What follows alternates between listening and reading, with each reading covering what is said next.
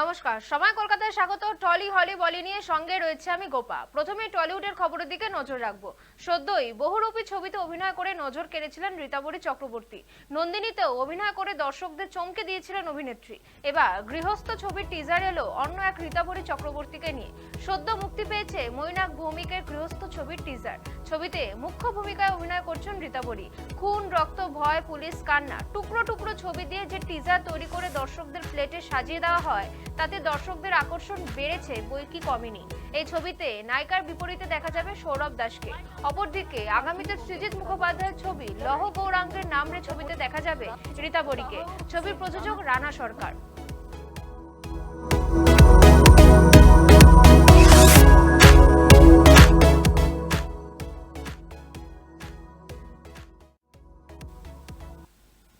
কলকাতা আন্তর্জাতিক চলচ্চিত্র উৎসবে বেঙ্গলি প্যানোরামা বিভাগে শ্রেষ্ঠ ছবি হিসেবে পুরস্কার জেতে ধ্রুবর আশ্চর্য জীবন। এবার প্রেক্ষাগৃহে মুক্তি পেতে চলেছে আগামী 28শে ফেব্রুয়ারি এই ছবিটি। শুধু দেশে নয়, বিদেশে বেশ কিছু গুরুত্বপূর্ণ ফেস্টিভ্যালে মনোনীত এবং পুরস্কৃত এই ছবি। আন্টালান্টা ইন্ডিয়ান ফিল্ম ফেস্টিভ্যাল শ্রেষ্ঠ পরিচালক এবং এনএবিসি ফিল্ম ফেস্টিভ্যালে শ্রেষ্ঠ চলচ্চিত্র এবং শ্রেষ্ঠ অভিনেতার স্বীকৃতি পেয়েছে অভিজিৎ চৌধুরী পরিচালিত এই ছবি। ধ্রুবর আশ্চর্য জীবন ছবিতে অভিনয় করেছেন ঋষভ বসু, বাদশা মৈত্র, সুদীপ মুখার্জি, ঋত্বিকা পাল সহ আরো অনেকেই। পরিচালক অনিরুদ্ধ রায় চৌধুরী নিবেদন করেছেন এই ছবিটি।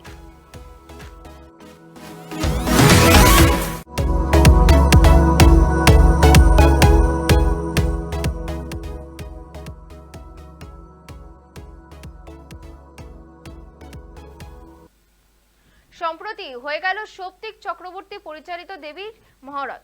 বিচ্ছেদের পরও ছবির হাত ধরে ফিরতে চলেছে রনিতা দাস সৌপ্তিক চক্রবর্তীর জুটি। আমার মাথায় এরকম অনেক চিন্তা ভাবনা ঘুরে বেড়ায়, দেবী তারই বহিঃপ্রকাশ শুরুতেই জানালেন সৌপ্তিক। তিনি আরো বলেন, বাঙালি ভূতের কিন্তু নানা বৈচিত্র্য আছে। পেতনি দিয়ে আমার জার্নিটা শুরু হয়েছিল, এরপর আরো অনেক কিছু তৈরির ইচ্ছে আছে। বিচ্ছেদের পরও রনিতাকে নিয়ে কাজের প্রসঙ্গে পরিচালকের জবাব, আসলে দেবীর চিন্তা ভাবনাটা ছিল মণিহারার সময় থেকেই, তাই রনিতাকে ছাড়া আর কারোর কথা মনেই হয়নি।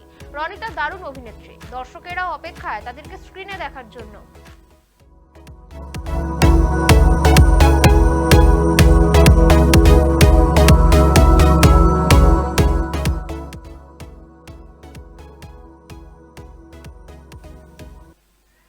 নজর রাখবো এবার বলিউডের খবরের দিকে। 14 তারিখ রিলিজের প্রাক্কালে প্রচারের ময়দানে ভিকি কৌশল। দেশের বিভিন্ন প্রান্তে প্রচারের পর বুধবার সিদ্ধি বিনায়ক মন্দিরে পুজো দিয়েছিলেন ভিকি। বৃহস্পতিবার ছাবা সিনেমার প্রযোজকের সঙ্গে মহাকুম্ভে যান অভিনেতা। পরনে কালো শার্ট, চোখে সানগ্লাস। ফেরিঘাটের আগে প্রযোজকের সঙ্গে নৌকা বিহারে দেখা গেল অভিনেতাকে। সেখানে দাঁড়িয়ে করজোড়ে ভিকি জানালেন দারুণ অনুভূতি।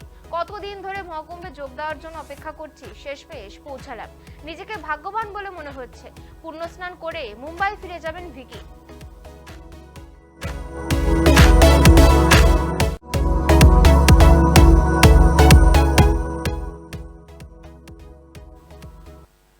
এক কমেডি শোতে নিজের হাস্যরস প্রমাণ করতে গিয়ে বাবা মায়ের সঙ্গম দেখতে চাওয়ার মতো মন্তব্য করে বসেন রণবীর আলাহাবাদিয়া।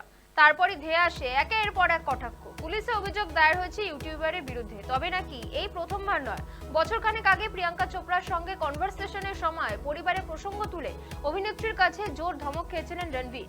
কিন্তু এমন তিনি বলেছিলেন প্রাক্তন বিশ্বসুন্দরীকে।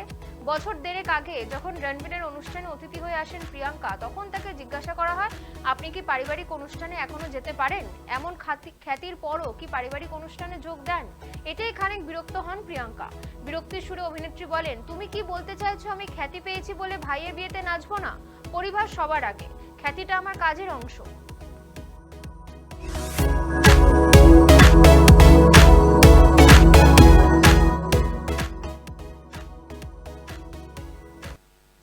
রণবীর আলাহাবাদিয়া, যিনি ইন্ডিয়া গট ট্যালেন্টসের একজন বিচারক ছিলেন, তার শোয়ের একটি ভাইরাল ক্লিপকে কেন্দ্র করে ব্যাপক সমালোচনার মুখে পড়েছেন তিনি।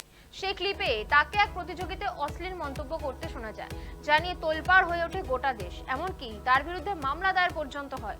অসম থেকে মহারাষ্ট্র, দেশের একাধিক থানায় দায়ের হয়েছে এফআইআর। আর সেই অভিযোগের পাহাড় থেকে মুক্তি পেতে সুপ্রিম কোর্টের দ্বারস্থ হয়েছেন তিনি। কিন্তু সেখানেও ধাক্কা খেতে হয়েছে জনপ্রিয় ইউটিউবারকে। জানা গিয়েছে, দেশের নানা প্রান্তে একাধিক অভিযোগ দায়ের হয়েছে রণবীরের বিরুদ্ধে। সেগুলির প্রত্যেকটি খারিজ করার জন্য শীর্ষ আদালতে আবেদন জানান তিনি। মামলার দ্রুত শুনানির আবেদনও জানান প্রধান বিচারপতি সঞ্জীব খান্নার কাছে, কিন্তু দ্রুত শুনানির আবেদন খারিজ করে দিয়েছেন প্রধান বিচারপতি।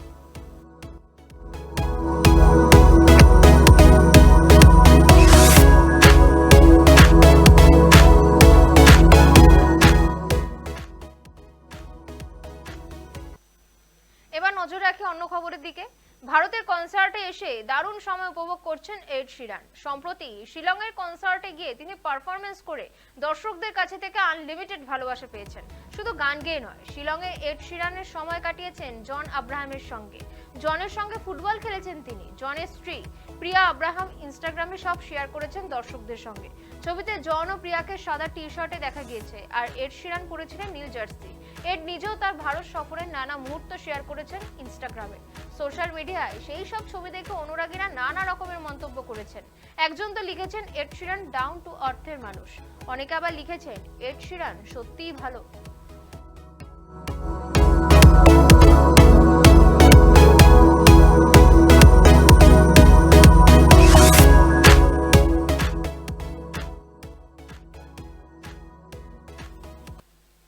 টলি হলি বলি এখনকার মতন এই পর্যন্তই। অন্যান্য সব খবরের জন্য নজর রাখুন সময় কলকাতায়।